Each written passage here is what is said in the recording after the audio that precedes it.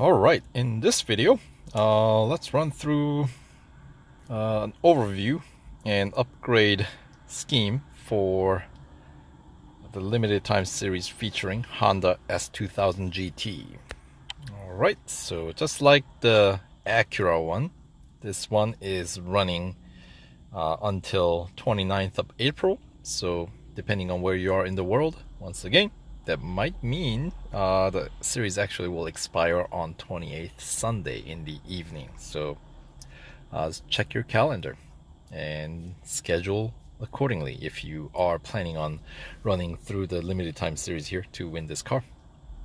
So alright, 2009 Honda S2000 GT. Alright, a truly iconic sports car that offers an unrivaled driving experience when pushed to its limits. Fun little car, of course, so we'll see how it fares in the game. But for now, here's once again the completion rewards broken down into 25% increment, totaling 43. Alright, so the car itself is worth 160 gold if you're to buy it outright, but let's see, the PR requirement to win this car by completing this series is 14.2. So it's one of those lower tier cars. The bonus series that features this car is in Pro M section of your career, called the Japanese Sports Showdown. And the rival is going to be Nissan SILVIA, which is a lot of people that play this game. It's the very first car that we get to drive in the game. Well, maybe not the very first, because we get to actually drive is that the 911 GT3 Porsche, right? I think that might be the actual first car we get to drive in the demo mode, but that's not really part of the game. So the first one that we actually have to purchase to drive is Nissan SILVIA or the Focus, right? So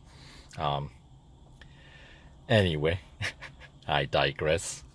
So, and I believe you need S2000 GT relatively well upgraded in order to complete that bonus series, which has 43 gold reward. So yeah, just like this limited time series, you get 43 gold reward for completing. So that's that. But for now, let's confirm the PR requirement of 14.2 by using gold here to jump to the end, right? So 43 total gold you will get, plus the brand new S2000 GT. Pretty sweet ride. We'll see how well it drives in the game. I mean, it does have a pretty, PR, its base PR is 5.1. So, yeah. So, let's check it out. Final tier, final race is at Circuit of the Americas Grand Prix. 3 laps. That is gonna be a long race in this car. I mean, that is not a small circuit. Alright, so, and the PR requirement is 14.2, so we can go with the published information. And what I am told is this car only, basically every upgrade on this car is gold. I know, even the first tier upgrades. So let's jump in and find out, shall we? Yeah, look at that. So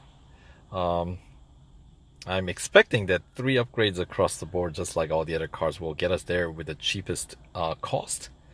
So here, let's try it. So we got 5 for engine, and then we'll just run through each tier because the second tier is going to be generally more expensive, right? Another 5 for drivetrain, so that is 10. 4 for body, that's 14. 4 for suspension, so we're up to 18 now.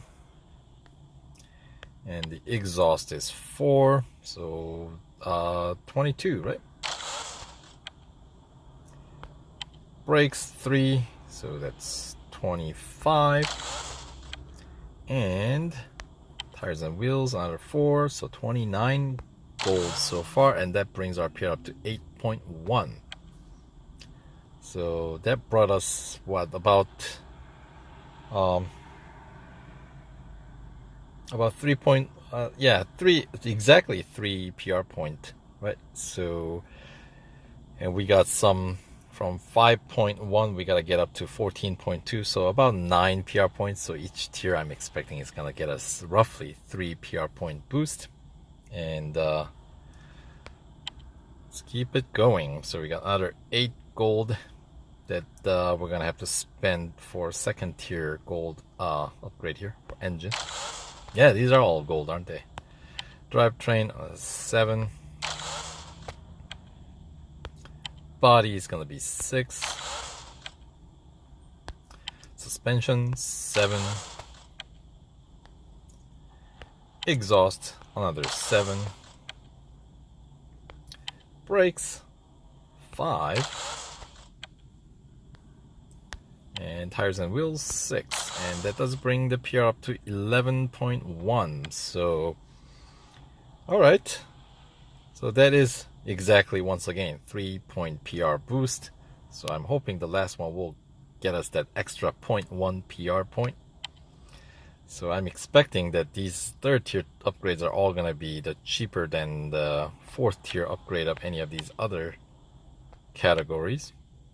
So let's start with the cheapest one first. Brakes is always the cheapest, right? 8 gold. 9 gold for body. Yeah, brakes and body, typically the cheapest one. So we'll start with the brakes. And we get 12 gold for the last tier brake upgrade, which is the same cost as the engine third tier. So we're not really gonna benefit by going in that route, I don't think, especially if you consider PR boost is just 0.3 for brakes, and this one is 0.4. So yeah, it is most cost effective to go with the engine upgrade here.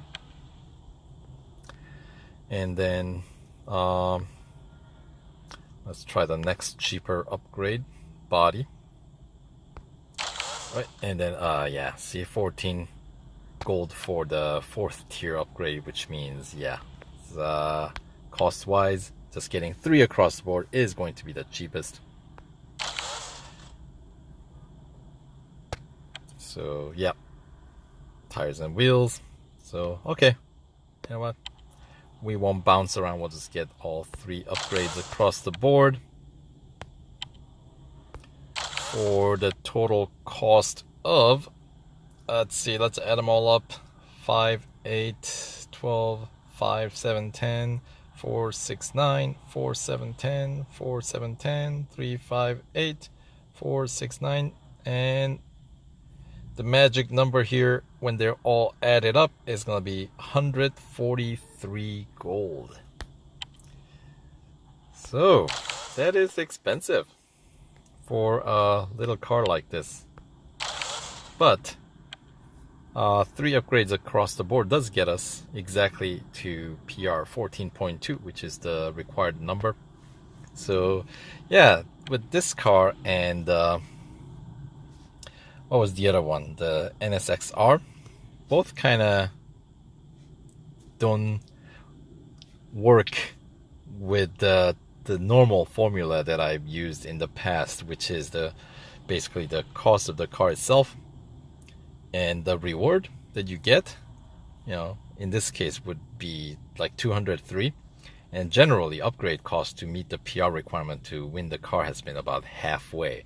But obviously 143 is a bit on the north end of 203 gold, right? It's obviously more than half. It's more like 3/4 almost, right? So somewhere between 2/3 and 3/4 is where that puts this car's cost at. So slightly, maybe they have another formula that they're using for these maybe a little bit more lower end cars. Who knows?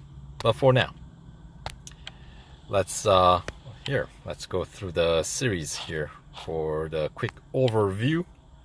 All right, so Tier 1 speed record at Hong Kong. All right, that's gonna be set in that last Parabolica section, of course, heading back towards the starting line or finish line, depending on how you look at it. And then either that or actually, you know what? It's gonna be on the first long straight that comes after the first hairpin. I think that is a faster section of the circuit. So you can always, of course, use the wall at the end of that straight if you're having difficulty reaching your top speed for whatever reason. But considering it's a Tier 1 first race, I would expect it to be fairly trouble-free. And then we got elimination at Nurburgring Sprint Circuit. And the cup to wrap up Tier 1 is at Suzuka East. 2 laps. And there should not be any PR requirement for Tier 1, and there isn't. Alright, moving on to Tier 2. We got Autocross at Brands Hatch and Speed Snap at Spa. And the cup is going to be at Daytona Road Course.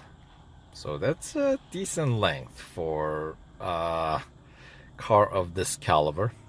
So, alright, single lap, and the PR requirement is 6.8. So, let's see, I feel like once again, the amount that you're going to have to spend to get to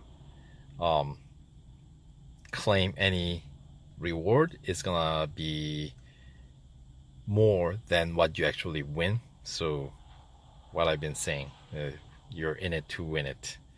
But anyway, we'll find out a little bit more in detail once we get going on this series. Anyway, for now, Tier 3 Hunter at Circuit of the Americas National Circuit, head-to-head at Hockenheim National, just a single lap. And the cup at Catalunya National, 2 laps. So for a car this slow, we're getting a bit longer race. Alright, so PR 7.6 is what we're gonna need to get through Tier 3. And Tier 4, we got Endurance at Red Bull Ring. And a drag race at the Brickyard Road Course. And the cup is at Dubai National Circuit, 2 laps. Yeah, lots of National Circuit double lappers, right? PR requirement 8.3. So let's see, 3 upgrades across. First tier upgrades across the board got our PR up to 8.1, right? It gave us exact 3-point PR boost, and the cost of those upgrades were, let's see, 10, 18, 22, 25, 29. 29 gold was how much it costed for the first tier upgrades across the board. And if I remember correctly, the first 25 completion reward was far less than that. So, yup, you cannot win any gold by running through this series. As in, you don't get to net gold. Alright. Anyway, moving on. Tier 5, we got Autocross at the Porsche Test Track Dynamic Circuit. Speed Snap at Melbourne, usually a pretty easy one. And the cup is going to be at Monza Junior Course, 3-lapper, with the PR requirement of 8.9. Alright, Tier 6, we got Hunter at Mazda Raceway. Elimination at New York, the other Formula E circuit. And the cup is at Silverstone International Circuit, 3 laps with the PR requirement of 9.4. Moving on, Tier 7, we got speed record at Circuit of the Americas Club Circuit, endurance at Le Mans, and cup is at double lapper Panorama. No, Mount Panorama. Alright, with the PR requirement of 10 even. So yeah, 2 laps with this car at Mount Panorama. That's gonna be a good length. All right. And considering that we have to run 2 limited time series simultaneously, this is gonna make things a little bit tighter than previous ones that we had to run so far. Alright, moving on. Tier 8, we got Autocross at Red Bull Ring National Circuit, Speed Snap at Daytona Motorcycle Course, and Cup is gonna be at Hockenheim Grand Prix 2 laps. Alright, I'm seeing the trend here with a PR requirement of 10.5.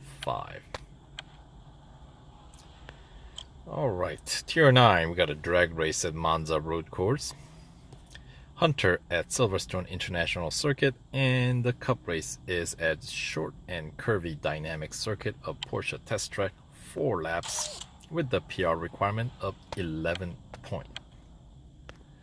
Alright, moving on to Tier 10, we got Elimination at Nurburgring Grand Prix and Endurance at Dubai International, and Cup is at the road course of the Brickyard, the interior section, right? 3 laps, so with a PR requirement of 11.5. Moving on, Tier 11, we got a head-to-head at Catalunya Club, so at least that one's gonna be a pretty quick one.